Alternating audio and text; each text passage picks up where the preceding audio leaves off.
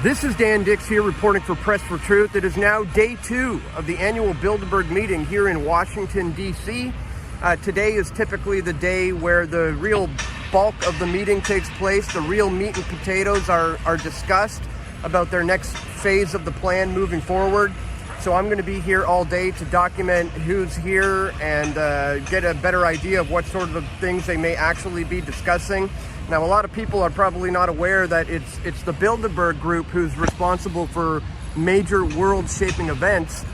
One example is the European Union. That was hashed out by the Bilderberg group. That was their idea, which came to fruition. This concept of all these countries in Europe giving up their national sovereignty, and many of them relinquishing their own currency. Some of them who've had them for thousands of years gave that up in favor of the euro. And this was an idea that was hashed out by Bilderberg, where the inner circle of the inner circle, as I like to call them, managed to project this idea to the rest of the delegates, and then it became a reality, because these are some of the most powerful and influential people we're dealing with here. You may also not be aware that it was the Bilderberg group who, shortly after 9/11, hashed a plan to enter the Middle East, go into Iraq and Afghanistan, and it was at those early meetings when they told the delegates that Saddam Hussein had weapons of mass destruction. And of course, in attendance, there were some of the world's biggest media outlets, there were some of the world's biggest war hawks, and they took it in, hook, line, and sinker.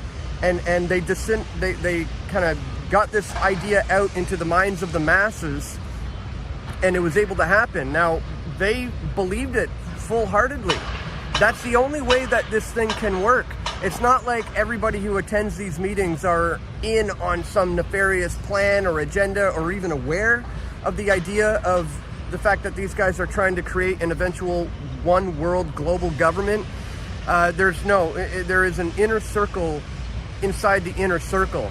They hash out the plan, and then they disseminate this idea to the large body of delegates who believe it, and then they go out and, like a ripple effect, it spreads out across all of society, and boom, just like that, they were able to invade, the Middle East based on this lie that Saddam Hussein had weapons of mass destruction. And obviously they have a lot of other countries on the chopping block, including Iran.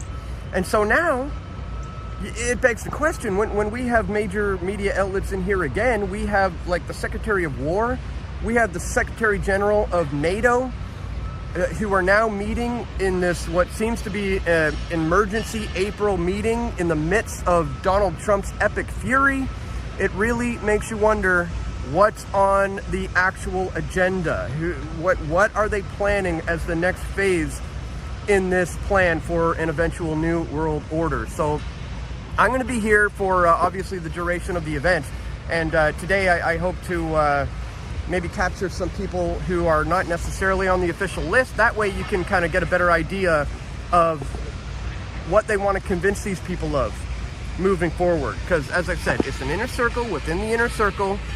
These are the guys who hash the plan. They put it into the minds of the delegates who are here, 120 to 150 people on average. That idea then permeates all throughout society, and boom, their plan comes to fruition.